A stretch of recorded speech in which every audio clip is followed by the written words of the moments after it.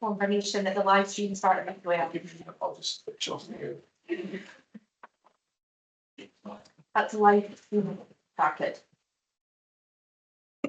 Thank you very much. Welcome back, everybody. Apologies for the slight delay in restarting to those online. A question was raised with me during the break regarding the status of the various community councils who are represented here today. So before we take Mr. Ansell from the Clackamas Open Doors Community Council to come and speak to us, I'm just going to pass back to planning to explain on what basis, you know, how the involvement of the community councils is assessed, and then there'll be a further comment from the senior solicitor. Thank you. Thank you. Yeah, so it's just to clarify that we've treated community councils within Aberdeenshire as consultees due to the scale and the nature of development, the fact that the construction traffic will do a number of different community councils as well. So we've treated them all as community councils. Inverness Community Council are here today as well, and it's treated as a representation rather than a consultee. So they're out with Aberdeenshire Council, and it's Angus Council that Inverness Community Council are from. Hope that clarifies it. Thank you. And then Stephen Slifter. Yeah, again, just to follow on from that, first of all, obviously that can be picked up as part of the minute, which will go with the predetermination hearing minute, which will then be considered by Carbon and Mearns and Social Services Committee. So that clarification will carry. But in terms of the information that will be considered by the members at KNM and ultimately by ISC, just to confirm, obviously, all the community council representations have been submitted on behalf of the community councils. They've been treated as such. Those written representations are obviously already submitted, and obviously all community councils will get that opportunity to speak shortly. Okay, I hope that clarification is helpful. So we'll move on to hear now from Mr. Ansell. If you'd like to come and take a seat, Mark, please.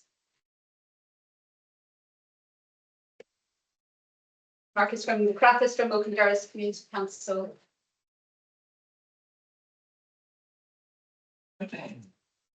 Mark, if you could bring the microphone round and really please, for the benefit of everybody who is online, and also to project your voice with those sitting at the back. Thank you.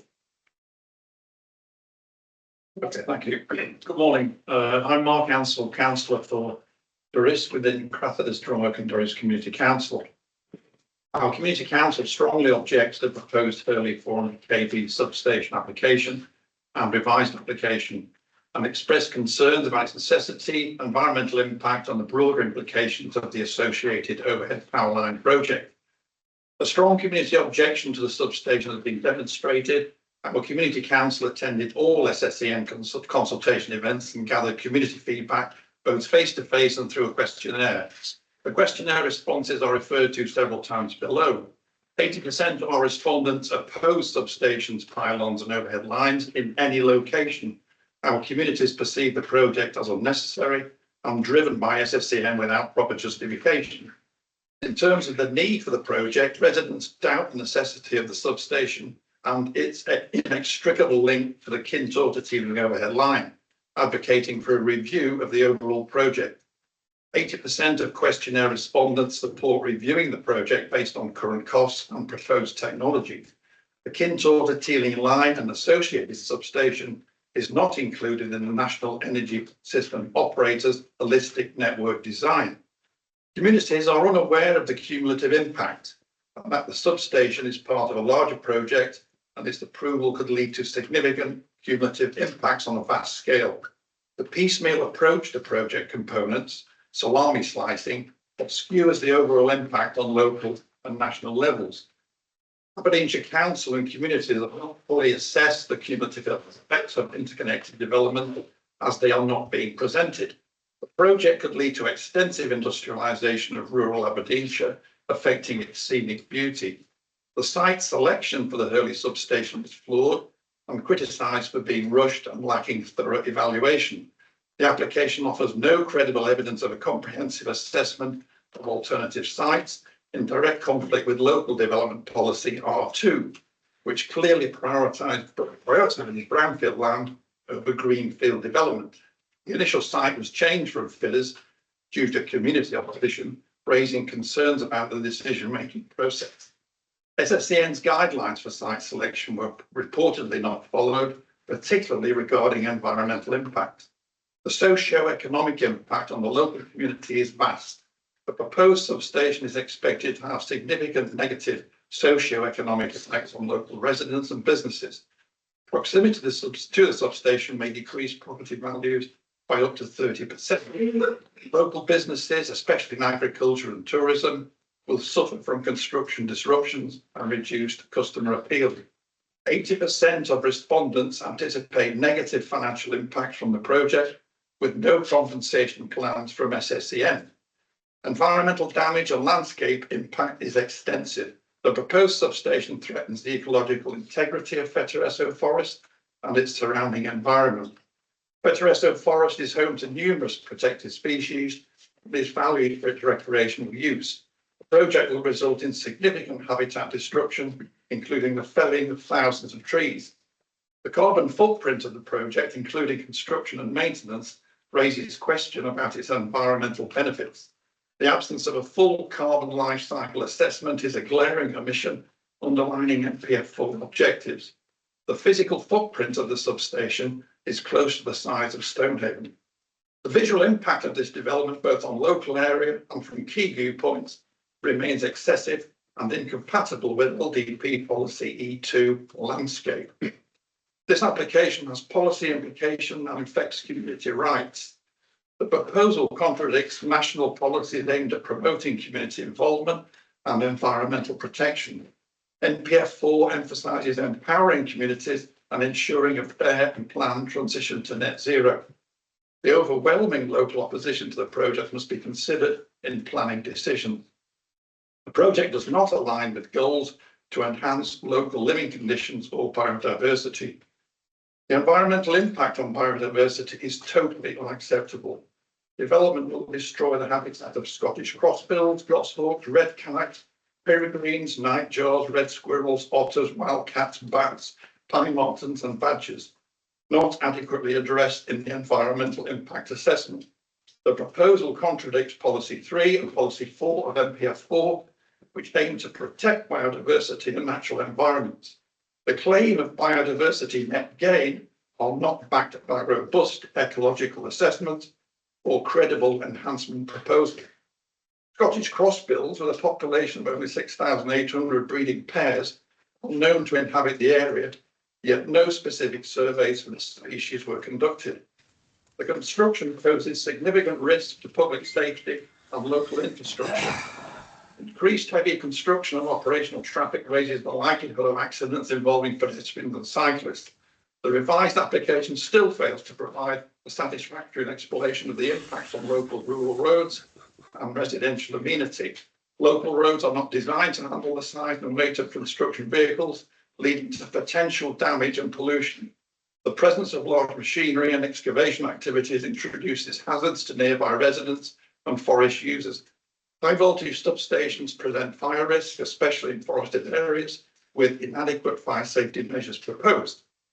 These are extensive community concerns and consultation issues. Local communities express dissatisfaction with the consultation process and the perceived lack of transparency from SSEN.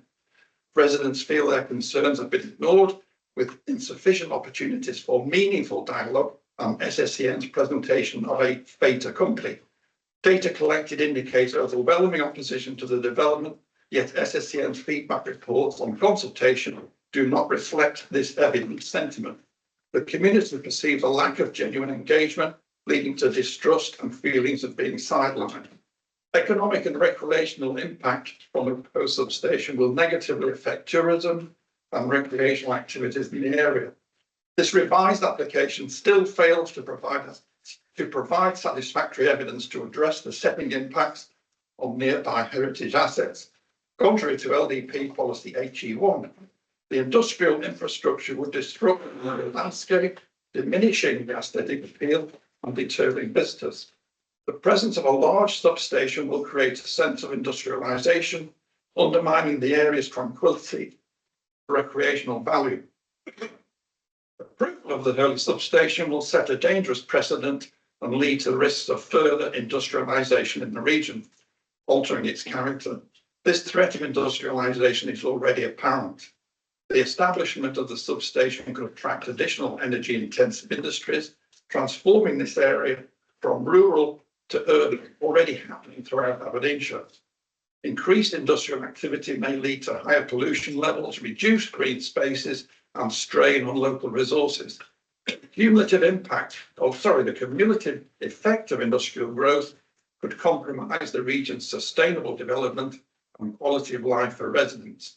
The proposal breaches planning policies and contravenes multiple policies outlined in MPF 4 and Aberdeenshire Council's local development plan.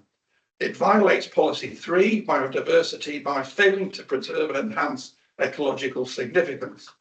It contradicts policy 4, natural places, by undermining valuable woodlands without exploring alternatives. The scale of the substation conflicts with policy 29, rural development, jeopardising the rural landscape. Other policies, including R2, development in the countryside, and E1, natural heritage, are also breached due to inadequate protection of environmental assets. The Crathers, Drummock and Durris communities have demonstrated comprehensively their opposition to this planning application and now call on our elected councillors for their support in rejecting this application. Thank you.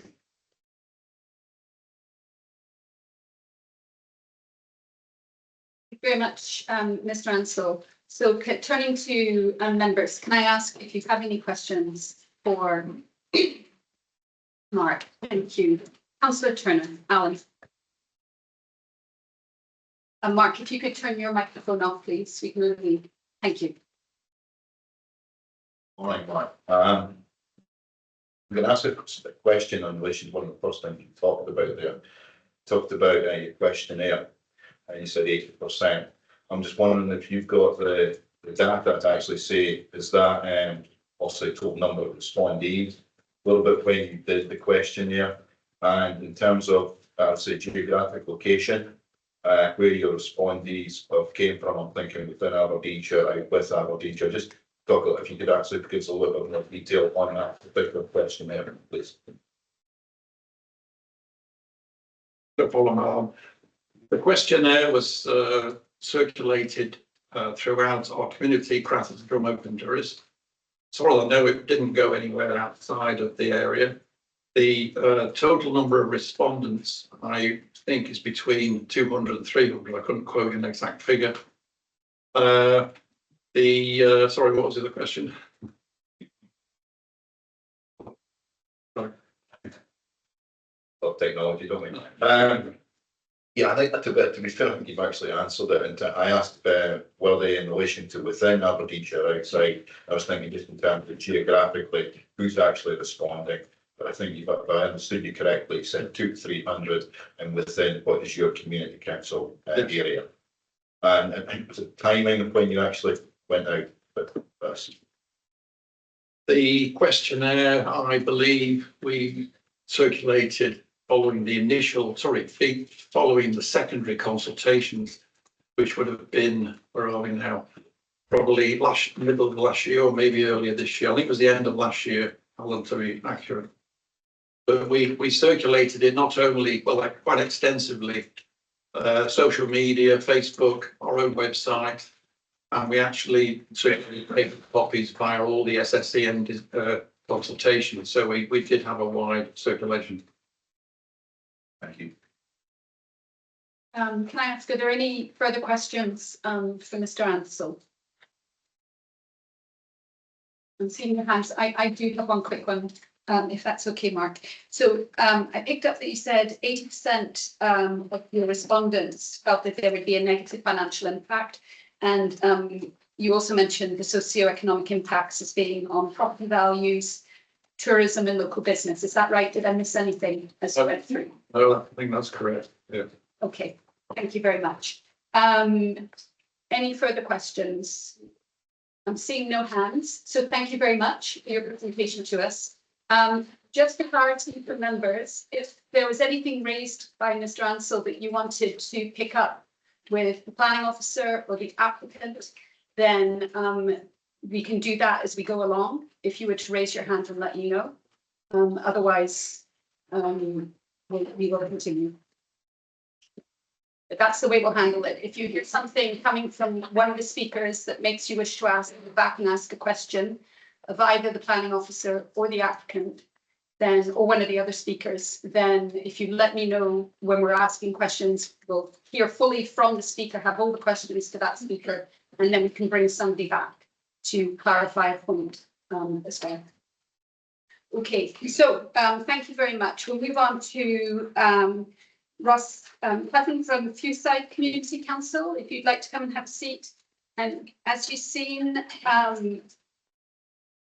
when one of the microphones is on, the other microphone won't function, so we have to do that bit of to and fro. But when you're ready, I'll just reset the timer. You have 10 minutes. Thank you. Now I've got it on. Good morning, Madam Chairman. Thank you for giving me the opportunity to speak. My name is Ross Cleffin. I represent Fewside Community Council. The good news is I have a very loud voice. We have submitted a comprehensive written objection, and it goes on for some pages, and I don't intend here to read out the whole thing verbatim. What I'll do is I'll just try to summarize it. It won't take me very many minutes. I'm sure I'm not going to take anything like 10 minutes. And I'll try to avoid repeats of I thought, the very good speech given just by my colleague from Crathis, Drumoak and Durris earlier on. So, Fewside Community Council objects to this application for the proposed Hurlie substation. We believe the chosen site is wholly unsuitable and would cause lasting harm to the natural environment, the landscape, the communities and the local economy. While we support renewable energy in general and the improved infrastructure where appropriate, we do feel that this location is not acceptable. Our key locations are summarised in 5 main points, and they'll be very brief. Firstly, we believe there's really no proven need yet. We don't believe that SSEN has demonstrated a proven need for this substation. The recommendation seems to rely on a speculative future demand, which is just not proven. Scotland has already met renewable targets. The national plans emphasise upgrading existing infrastructure and not building new substations. And we feel that alternatives such as upgrading the existing substations and subsea high voltage DC connections have not been properly assessed. That's our first point. Then we don't feel the proven need. Our second point, that the cumulative impacts we don't feel have been properly assessed. In fact, we feel they've been ignored. The substation is part of the wider teacup scheme, which of course is going to include pylons and overhead transmission lines. And by fragmenting the planning applications, SEN avoids a comprehensive environmental impact assessment with a thorough examination of the overall environmental and visual impacts of the entire development. Our third point then, infrastructure risks. We've seen quite some detailed maps of the very small country roads that intend to be used by the developers, and we don't feel these rural roads can sustain heavy construction traffic, which will inevitably lead to costly public repair. Excavation will threaten drainage systems and is likely to increase flood risks. Our utilities may be disrupted, and we don't feel that there have been adequate mitigation plans proposed. Our fourth point, the industrialisation precedent. We do feel that approval to this application is going to open the door to further applications and further industrial projects in the area, and in particular in Fetteresso Forest. The rural character of this area will be irreversibly altered, deterring visitors and harming residents' quality of life. Our fifth point, contradiction of the just transition principles. We feel the project undermines Scotland's commitment to a fair net zero transition. It disregards the environmental impacts, the community input, and residents' health and well-being. We feel that transforming natural woodland into an industrial zone would cause stress, anxiety, and loss of valued landscapes. In summary then, the Hurlie substation represents unnecessary overdevelopment, risk to infrastructure and irreversible industrialisation of rural Scotland. It fails to meet national commitments to sustainability and community protection. We therefore urge rejection of the application. We feel that the community deserves solutions that protect our environment, health and prosperity. Thank you, Madam Chairman. Can I ask members, do we have any questions, please? Councillor Carr, good. Thanks, Chair. Thanks so much for your presentation. I was just going to ask if you could maybe drill down a wee bit more into the point you just raised about health and well-being in relation to the Hurlie substation in particular, rather than any of the other associated developments that may or may not happen. Thank you much. I don't really feel qualified to start going into deep detailed impacts here. I'm really reading what's come from our council area. So I prefer not to try to do that, no. Yes, thank you. Councillor Black?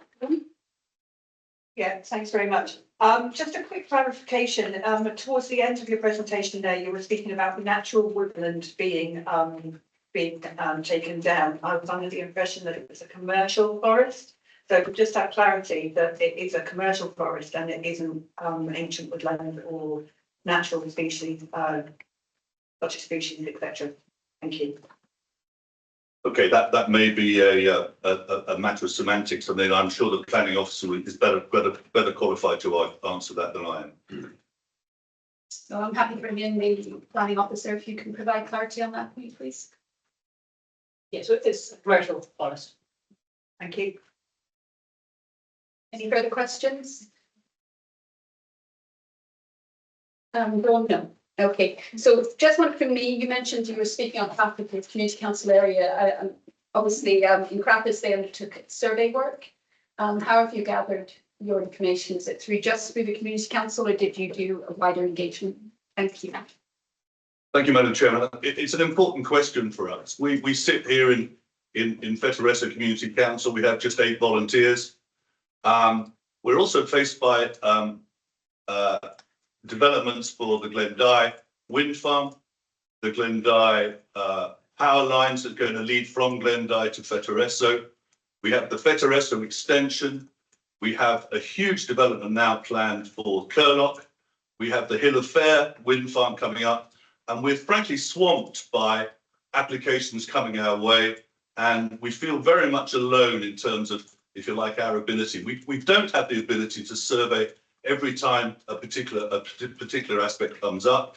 All we can do really is rely on conversations that are being had in private between council members and the members of our community. But it's a very good point you do mention, our inability to survey our community every time a development comes up for approval.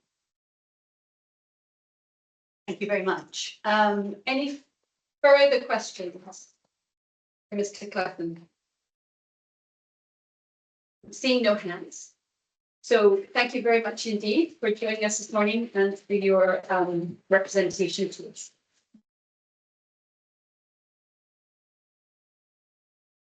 So we're going to move on now, and I would call so Anne Matthews, who is with us today as the chair of the Inverness Community Council, but this was explained earlier. I'm speaking for them, but Inverness Community Council is in the Angus area, so not technically being here as a consultant, but we are hearing from you on behalf of your community council. Thank you. Thank you. Could you please use your microphone? And Is it switched on? yeah, if you just there we go. Go ahead, Tom. Thank About you. 10 minutes. And I appreciate this opportunity this morning to speak as chair of Inverness Community Council in North Angus, which is your next door neighbour on the border with Aberdeenshire. And we represent 2,000 residents. I'm aware that our voice has been downgraded, but I'm glad that it is being heard this morning. Many residents emailed the Community Council last January and last December over the festive period, objecting to the application of Fetteresso by SSEN. None were in favour. In January, our council meeting had its biggest attendance for years, when residents made clear their objection to SSEN's plan for Fetteresso and its other planned new build substation at Teeling in Angus. Residents rejected both as unacceptable industrial intrusions with destructive cumulative impacts. Inveresk residents at their nearest point, Stracathro, at the border with Aberdeenshire, are about 17 miles as the crow flies from Fetteresso. It's nearer to them than Teeling in their home county. Their reasons specific to Fetteresso are based on loss of landscape and environmental value, because the forest is a habitat for wildlife and is an amenity enjoyed by people from a wide area far beyond Fetteresso's immediate location. They value this environment. The main issue is that this application is presented by SSEN out of context, as if it were a standalone development, when it's not. In truth, it has profound implications with cumulative impact far beyond its immediate locality. This is what Inveresk residents recognised. This application is part and parcel of a vast industrial corridor aimed by SSEN as a new build development down the length of North East Scotland. If it gets the go-ahead, it opens the door for SSEN to string pylons through the Mearns and entering the Inveresk community at Edsel. Cumulative impact is this. If Fetteresso is approved, SSEN cuts into rural Inveresk, building a total of 37 pylons, 350 yards apart, towering up to 187 feet tall, along an 8-mile route. It's a linear industrial zone through open landscape, impacting rural residents, farms and homes. A giant electric fence bisecting Inveresk farmlands, impossible to mitigate and unavoidably visible from the heritage viewpoints of the Catterton Iron Age hill boards. At Fetteresso, for people in Inveresk, there are eco-attractions in visiting the forest, especially since of the loss of forest and woodlands at Edsel and Capo. Storms flattened those. It's taken 3 years to clear the wreckage, not yet replanted. There were large losses elsewhere. There is no benefit for our environment in letting SSEN remove more forest, destroy more habitat.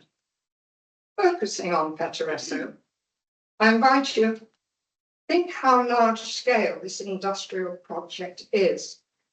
It would destroy, is it 282 or 292 hectares, 720 acres of woodland and wildlife.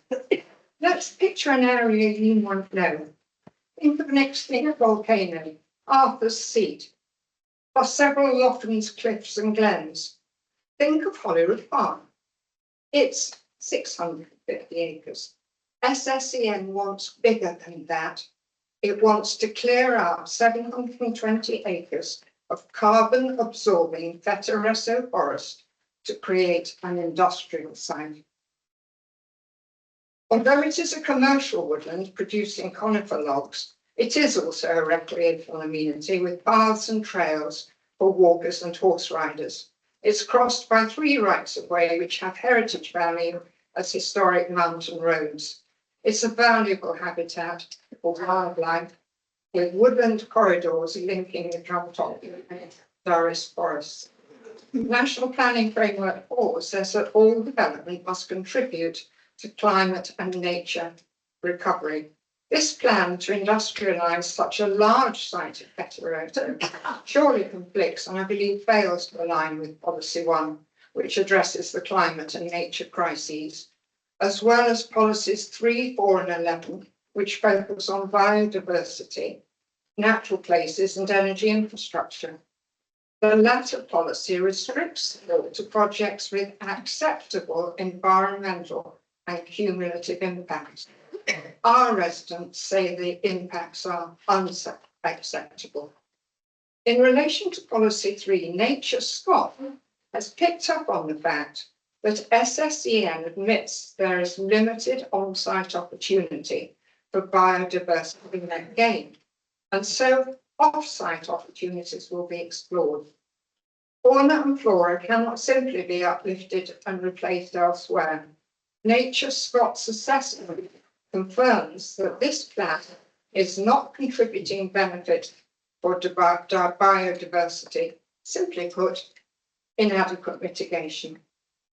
Policy 6 prohibits development that will cause loss of veteran trees. It requires woodland removal to be balanced by significant public benefits and expects compensatory planting.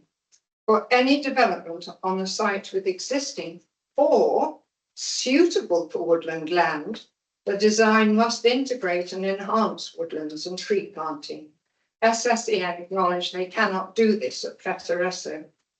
The Scottish Government's control of woodland policy mandates that any removal of woodland must be justified by significant and clearly defined public benefits. This plan offers no benefits for people, local or visitors from afar, who enjoy their walks with the conifers. Nature Scot's own State of Nature report declared that Scotland is one of the most nature depleted countries in the world, ranking 28th from bottom out of more than 240 countries in terms of its biodiversity that it has remaining. This plan will deplete some more, leaving us worse off. Inverness Community Council, on behalf of its residents, even with a downgraded voice, calls on the planning authority to reject this application. NPF4 underscores the necessity of safeguarding Scotland's natural places and rural landscapes. Policy 11 endorses energy development only when siting and design demonstrate sensitivity to the landscape and local character. When SSEN first responded to the Holistic Design Network planning the UK grid, it spoke of upgrading existing timing cables. No mention was made of a new build substation. Then, like Topsy, its ideas began to grow, and perhaps a need for profits to grow too. It announced its pathway to 2030, inserting a 120-acre substation at Fidders.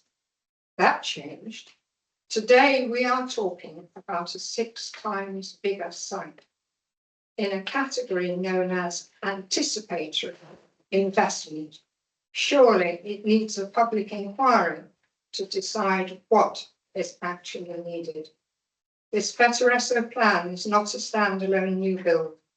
It is integral to a continuous belt of industrial development.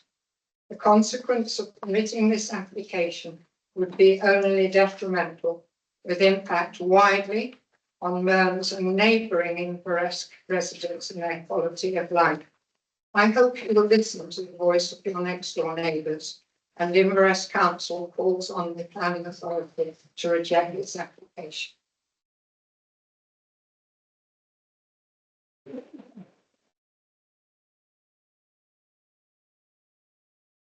Turn your microphone off. You'll have to pop it back on if you're answering questions. Thank you very much for speaking to us. I'll just ask members if they have any questions that they wish to raise.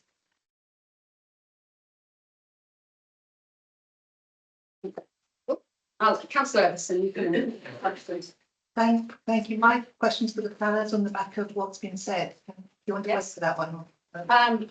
Sorry, not the planners, the developers, sorry. Yes, okay, I'll ask my question quickly. We'll we'll come back to it, I won't forget. So, quick question for you, Mrs. Matthews, and that was, you said at the very beginning you're representing 2,000 residents, that you had lots of emails come into the community council. after the application came out. Can I just clarify, that's the basis of your feedback this morning?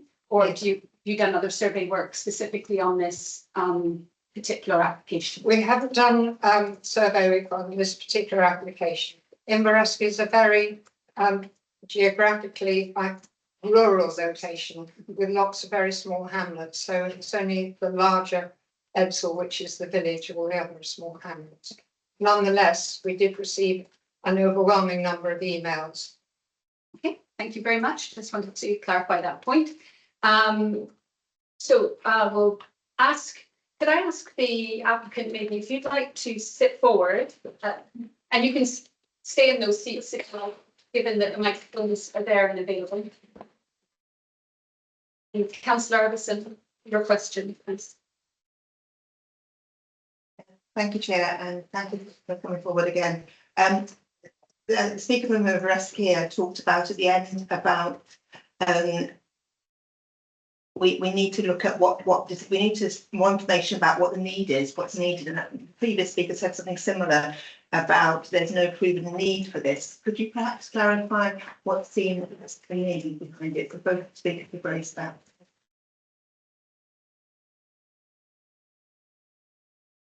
So the need for this investment is underpinned by both UK and Scottish Government policy governing net zero targets. It's also supported by the British Energy Security Strategy, which indicates offshore wind requirements. So the need for these developments and others like it across Scotland, England and Wales comes from the National Grid ESO, who are now National ESO, that's since been taken into public ownership. Developed in collaboration with all the transmission owners, that's us, Scottish Power and National Grid, England and Wales, who contribute various options to develop to accommodate this growth in onshore and offshore development to meet these targets. And it's NGESO or NESO as it is now that ultimately made the recommendation to what to proceed with what projects. And that sets out what's required for 2030 and what's required beyond. So TCUP, in spite of what's been suggested, appeared in the original Holistic Network Design documents. Quite happy to point that forward in there if someone's find it. And is subsequently reinforced with the HND follow-up exercise, which is beyond 2030 publication, which makes recommendations to proceed with TCUP in both of the solutions. Thank you. Sorry, thank you for that clarification. Sorry. It's not anticipatory investment, which is also been suggested. Thank you very much. Councillor Carr, George. Thanks, Chair. Yes, just on the basis of Mr Matthews' presentation, I'd just like to ask the planners. Mr Matthews referred to pathwork and access through the site. Do you have any idea about how those would be impacted? Or are there many walkways through that particular area? Because I know that there's a myriad of paths and routes through the Veterinary forest. So maybe good just to get an idea how those might be impacted, if we have that knowledge. Thank you much. Thank you. Yes, so yes, there are a number of recreational routes through the forest. Bearing in mind that it is still a commercial forest, the applicant proposed to submit an access management plan, which will cover routes, signage, what routes to bring in, etc. During construction works. And it's likely that when it's operational, there won't be much change to the recreational routes, but there will be signage, etc. in place, which will be secured through way of condition through the management plan. Okay, thank you. Okay, thank you. Thank you very much. Councillor Black. Go on. Yeah, thank you. And as a result of Matthew's presentation there, I have a couple of questions for the applicants. So the trees to be felled, we've been told is 87 hectares, which is equivalent to about 720 acres. How much of that is the actual substation itself, and how much of that is the clearance around the site that is then going to be replanted albeit not necessarily trees, but with other permanently native species, if that's my first question. Yeah, 87 hectares is the right figure. Not some more other figures that have been quoted, and that is required as a result of the infrastructure that's proposed. There's also an element of management which related referred to, which is about the long-term health and management of the rest of the woodland that's being retained. In terms of replanting, what we're doing is compensatory off-site planting for that loss of woodland that 87 hectares. So that's not being replanted on site. That is permanent loss within the site. We then look at a compensatory strategy, which we are finalising. So the condition. Thank you. If I could come back into it. Thank you. So the question of how big the actual substation is, so the rectangle of actual substation, how big is that platform? It is approximately 24 hectares. Okay, I have more. So one of the other things that have been brought up by Mrs. Matthews is public benefits. We're not seeing any public benefits from this as such. It seems to be that the community is going to be impacted quite greatly. So can you expand on if there's any community benefits? And so I know that yesterday the highly scheduled value charter was done, which is permitting at the end to jobs, housing opportunities for community infrastructure, skills development, all those kinds of things. So are you proposing anything for this development? I'm not entirely across that document that was gone through yesterday. What I can confirm is that we do have a community benefit fund that has been set up for all of the schemes going forward at the moment for the Pathways 2030. And for the substation specifically, that part of that fund is £530,000. And the aim will be through an independent panel that those funds are allocated and distributed into the local community, who will be actively engaged as part of that process to identify suitable projects. Okay, sorry. So that 530,000, is that an annual amount or over the lifetime of the project? It's a one-off payment. One-off. It's a one-off payment into that fund and distributed from there. Yeah, I am aware that isn't a planning consideration, just so not seems to know. The other thing that Mrs. Matthews, and it is my last question, brought up, which was interesting, is that when the original plans came through and you were locating the substation at Fiddis, it was 6 times smaller than what is now proposed at Hurlie. So can you give us the justification for the change in what you feel is required for the Hurlie substation? Thank you. So when we first came out with the other site, the initial site identified as part of the initial site selection, as part of our site selection process, what we identified was the general site location, and it had an attached footprint based on what we anticipated would be the actual substation footprint at the time. What is now being identified now in terms of the actual overall boundary, the substation footprint has actually reduced. It is smaller than what it was for the Fiddis development that was brought out in May 2023. However, what it now includes, which doesn't include at the site selection consultation, is elements relating to drainage, site compounds and laydown areas, which actually add to the overall area that's being considered if we just look at the numbers.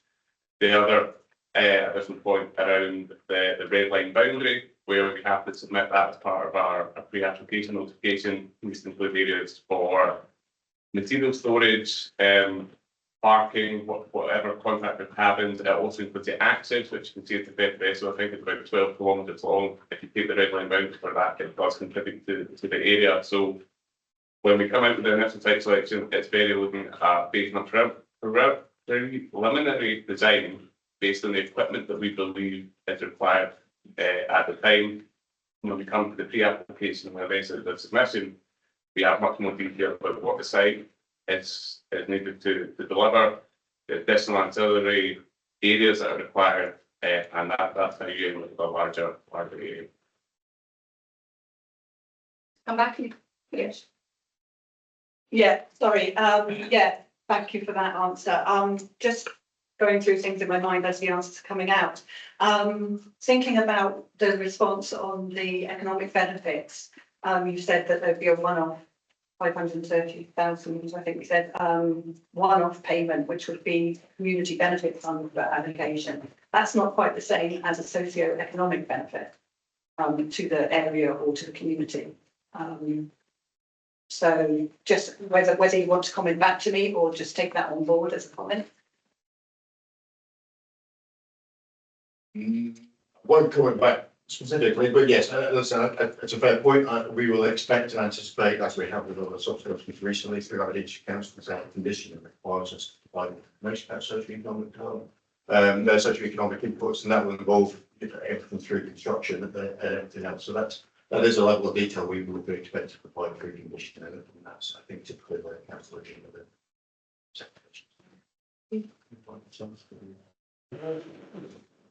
Okay, can I just pick up on that point then with the planner? What are the next steps when it comes to something like socio-economic impact? Can you comment on that, please? Yeah, so that'll be covered in more detail in the committee report when we get to that stage.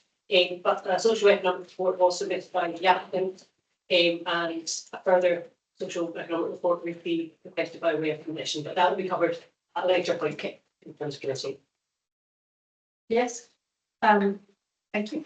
Monitoring officer would like to come in. Well, if you're just coming back, I know that obviously I acknowledged that earlier in the question. Again, just to re-emphasize community benefits aspects of that is not material supervision of the applicant planning applications.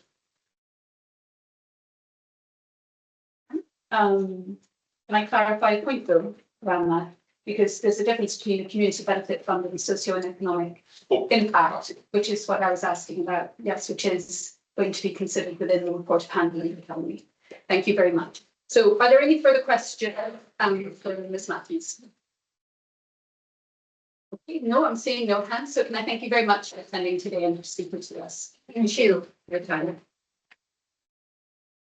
Right, I think what we'll do is we'll take one more speaker for now, and then we'll have another short break after that, comfort break. So if I could invite Kate Matthews, please, to come forward. Okay,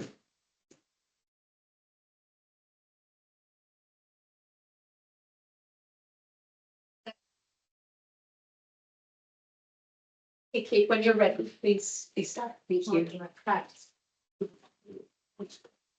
There we go. My name is Kate Matthews. I'm the chair of Save Our Mearns. Thank you for allowing all of us to speak locally. The strength of opinion and specialist knowledge on this subject is overwhelming. Apologies for any repetition. I trust that you have had the pleasure of reading the Hurlie SOD, our single objection document, which highlights the multiple inadequacies, inaccuracies and oversights in SSEN's Hurlie planning application. Not all of our community's concerns made it into the SOD, as they aren't counted as material considerations. But we've spoken to so many people with genuine and legitimate concerns that have not been addressed and cannot be mitigated. They are your constituents and you need to hear from them. Many speaking today have first-hand experience of the distress and anxiety SSEN's proposals have caused. Many more can't speak out. Residents are afraid for their livelihoods and enjoyment of their homes. They're worried about the loss of amenity and cumulative impact. They fear permanent and irreparable harm will be caused to our environment and our communities if SSEN's planning applications are approved. They fear that this is just the start of the industrialisation of rural Aberdeenshire, which will negatively impact our communities for generations, leaving us living in an industrial wasteland. We know people relating to Hurlie who have signed off work with stress, unable to engage with the process as it is just too upsetting.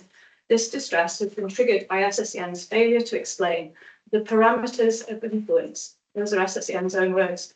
Distress triggered by unsolicited and unnotified visits, triggered by dismissive and defensive responses from SSEN, distress exacerbated by demonstrably false information, including noise data contained within the application, and by SSEN's refusal to accept responsibility for harm and compensate accordingly as they hide behind outdated legislation designed in the 1950s to protect the publicly owned service, not shareholder profits. The mental health impacts that SSEN deny and have repeatedly refused to investigate or assess, let alone provide support for those evidently struggling. I'm sure cumulative impact will get a lot of airtime today, but I don't think we can stress enough how badly Hurlie is going to impact Stonehaven and the surrounding areas. As you are probably still painfully aware, Stonehaven flood defences cost £27.5 million. The Hurlie project and subsequent projected developments will level significant parts of a 720-acre forested hillside above Stonehaven, affecting multiple watercourses, including Bernard Bolt and Bernard Day, which feed the rivers Carron and Cowie, respectively. SSEN officials have said that they will have to move half a mountain to develop the site. SSEN's flood mitigation measures are wholly inadequate. SSEN have considered SEPA guidance, factoring in a 39% uplift in rainfall as a result of climate change based on 2018 studies. This decision is flawed, considering that the Hutton Institute's 2023 report, commissioned by Scotland, shows that November, December and January's mean monthly precipitation totals have already increased since the baseline period to amounts greater than those predicted for the 2020 to 2049 period. SSEN says that 2D conservative flood modelling results are ... used to inform the design of the proposed development to ensure no infrastructure is placed in areas predicted to flood. They're not going to put their infrastructure in areas predicted to flood, but have they adequately assessed what will happen after they have moved half that hill? What happens downhill? Stonehaven is what happens. Where, in SSEN's application, do they assess runoff from levelling for new roads and storage or plant depots? What about the cumulative impact of works relating to the connection of Bowden Wind Farm, Hurlie, the electrification of the railways, another new SSE substation, Wind Farm, the proposed extension of the existing substation, all likely to impact the speed of runoff into the Carrie and the Carron? What other projects do we not yet know about that aren't in the public domain? To set out a little background underpinning SSEN's proposals, the holistic network design and the network options assessment both describe Teacup as a simple upgrade of the two existing lines running through the Howard the Moat. There is no new substation at Bidis or Hurlie anywhere in NESO's pathway to 2030. It is a figment of SSEN's imagination triggered by greed, not UK need. The UK needs an additional 275 gigawatts by 2050 to reach net zero. The connections queue managed by NESO grew from 300 gigawatts to over 700 gigawatts between 2022 and 2024. That is more than 4 times what is needed by 2030 and twice what we will need in 2050. Ofgem proposed 26 UK-wide projects needed for the pathway to 2030, and they predicted the cost would be around 20 billion, and this would save UK consumers 2 billion in constraint payments if delivered by 2030. Please remember that fact. SSEN's projects, in fact all 26 projects, have suffered from mission creep and inflation at community and consumer expense. In May 2023, the original Bidis substation was proposed to be 120 acres on a 160-acre plot, and SSEN intended to invest 10 billion in their pathway to 2030 project. By March 24, the substation had moved to Hurlie allegedly as a result of residents' feedback. Hurlie is a 60-acre substation on a 720-acre site. Bowden Wind Farm now has a new separate plot instead of connecting in. There is also space for a new SSE substation, something to do with German subsea cable. It is implausible of SSEN to suggest that this move was a response to community feedback. Not one resident asked for the substation to be moved and made 4 times bigger. They were not speaking to 720 acres worth of landowners about compulsory purchase. Transmission system operators are legally obliged to provide connections for all projects in that connections queue, whether they are needed or not, whether they are viable or not. These speculators do not need planning permission, they don't need land rights, but they have a grid connection for which you and I will pay. We will pay on our bills as consumers and in our communities as residents for generations. The substation site moved to Hurlie and increased 5-fold in just 10 months because more speculators joined the queue, not because residents were being listened to. In 10 months, SSEN's proposed costs spiralled from 10 billion to 20 billion. The sum Ofgem thought that the entire UK pathway to 2030 would cost, all to save just £2 billion. Any accounting department would be screaming by now to cancel the project, but this is funded by UK consumers and no one is sense testing the spending. This is all to achieve an arbitrary 2030 deadline.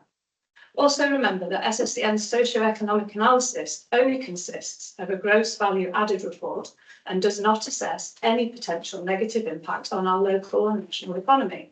There has been a complete failure by our governments, NESO, Ofgem or SSCN to assess any of the potential socio-economic harms or costs to our economy locally or nationally. The cost has spiralled because of speculators fueling the faux green gold rush. It has nothing to do with saving the planet. It's not environmentally friendly to build 2 to 4 times more infrastructure than we need to reach net zero.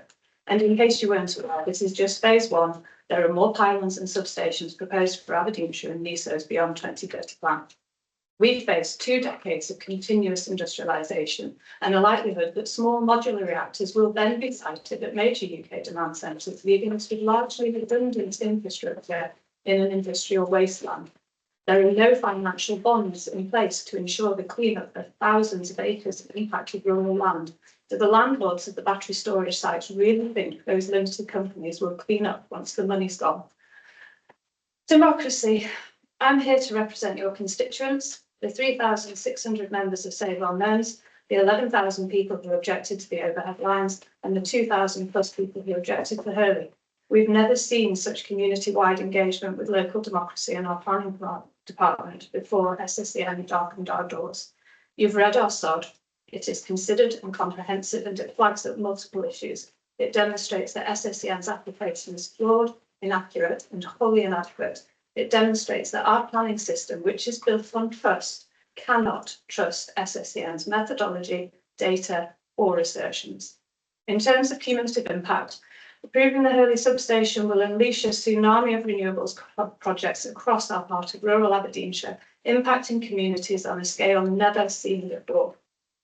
The impact on the communities is too great in terms of socio-economic harms, tourism, agriculture and the property market, in terms of loss of immunity and damage to our environment, in terms of more quantifiable concerns, damage to our roads, council budgets and local productivity, impacted by multiple road closures and diversions, not to mention the costs financially and environmentally of all of those detours over years, not months.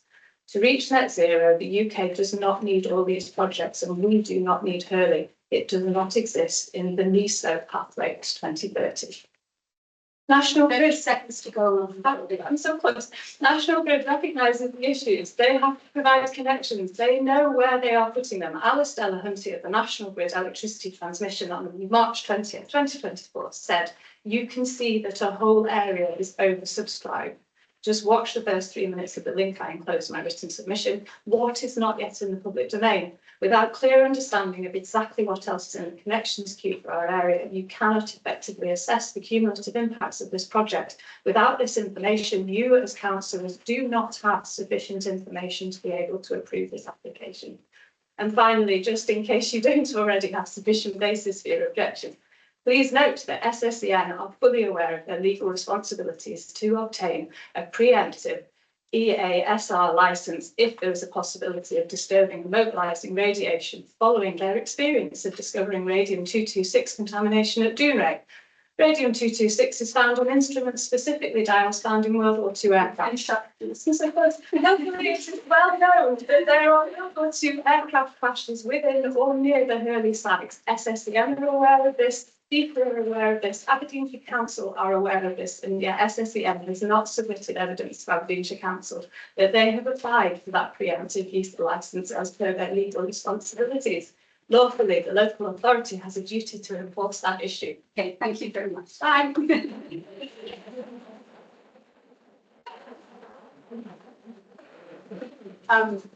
Just a few things before we come to questions. I'm going to first of all bring in just on terms of material planning considerations, some clarification. Thank you. Yes, thank you. That's precisely share again, just as a reminder. I mean, and again, with regards to speakers, I think everybody appreciates that this is an emotive subject matter in relation as well. But the purpose of the determination meeting is to provide information to members in relation to material planning considerations that they are able to take into consideration when it comes to determination. And just to maybe be careful in relation to any comments which are addressed to particular parties, again, focus to be on the application rather than party involved. Thank you very much. And also, I think just to say that I fully appreciate that we we're here for you to be here today and for us to be able to ask you questions. I just want to create a safe environment for everybody who's here though, so that there's appropriate respect for all parties of both families. I hope that's understandable and okay. So turning to members, can I ask questions, please, for our speaker, Councillor Carr? Thank you, Chair. Two questions, one to Kate and one to SSEN. First question to you, Kate. You referred to water containment and the impact or potential impacts on Stonehaven. Could you maybe just expand on that? I did ask the questions earlier on about the sod system and the impact of those isolated downpours that we seem to have been experiencing in recent years. And the potential impact that that could have on the Carron catchment. So you maybe just expand on your comment earlier on that. Thank you. I'm no expert on this, but the Hutton Institute were commissioned by the Scottish Government and they delivered a report in 2023. It was made up of 3 parts, which looks at the baseline assumptions about climate change and what was going to happen over the next 100 years, basically. And what they found was that Scotland is already suffering from the increased rainfall that was predicted for the 2020 to 2050 period. And that's been happening since 2005. The rainfall increase was already there. So SSEN's methodology is based on 2018 climate change studies and is therefore flawed. And I know that SEPA have recently updated their flood maps, but I do not know if SSEN have assessed what they've submitted in relation to the updated flood maps and whether that relates to the Hutton Institute's more recent studies. Okay, thank you. And my second question, Kate Matthews referred to extensive Earth movements and moving a hill. That's how you maybe described it. So topological changes to the landscape, obviously that also has an impact on water movement and the retention of water as it will impact further downstream. So you maybe just comment about whether that is the case. Are you going to be moving a significant amount of soil in this development, or and how do you think that would impact on the water catchment? And I know you discussed some of this already. Thank you. Yeah, sure. I might hand over to Callum in terms of actual numbers, just in case you do want to know that as well. But certainly, obviously, to create a platform, it is a level platform that we're creating, so there will be an element of cut and fill required to do so, absolutely.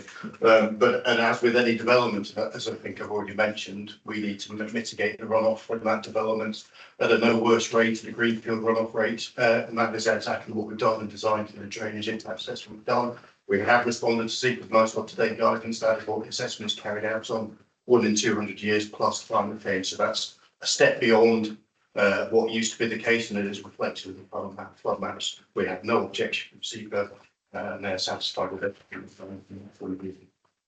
Okay, thank you. Thank you very much. So turning to Councillor Turner. Alan. Much of it's asked, lots of questions in flood management, etc. I won't. My question is back to you. You mentioned there, Kate, 3,000 plus, I guess, members within Save Our Mearns. Do you have that geographic? I'm just curious. I've heard other speakers earlier talked about, say, 200 as various numbers. I'm wondering if that's also that it's the same people, or are you able to actually establish, say, how many are within the Mearns area, how many actually within even the Angus area, etc. I don't have data to hand. I imagine that a lot of the people who projected to Hurlie will also be part of the 11,000 who projected to the overhead lines.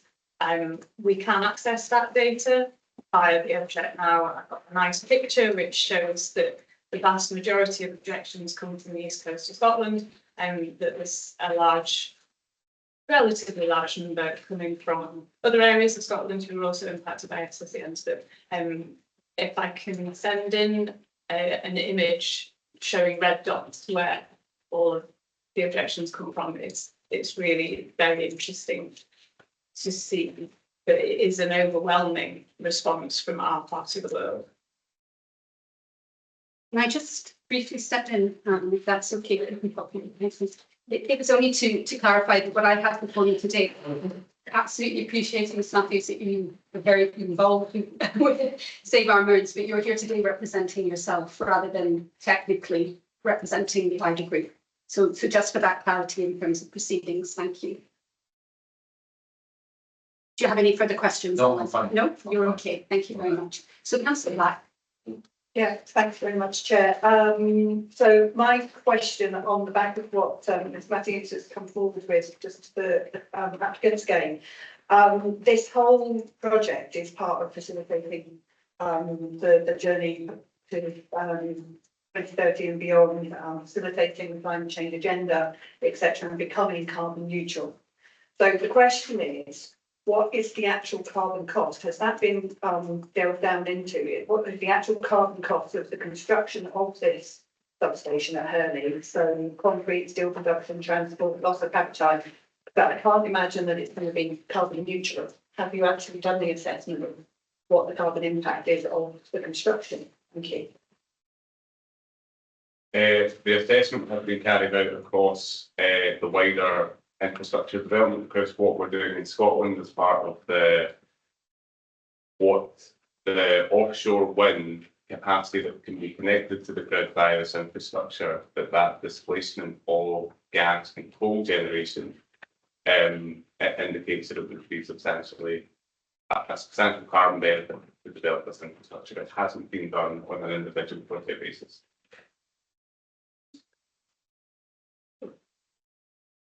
Can I ask if there are any further questions for Pete Matthews or off the back of a representation or other speakers? No? Okay, so thank you very much for speaking to us and attending today. It's 11:55. I'm going to suggest we take another 10-minute break. We will break at lunchtime at 1 o'clock as well, but just to give people a short company break. We'll come back at 12:05. Thank you very much.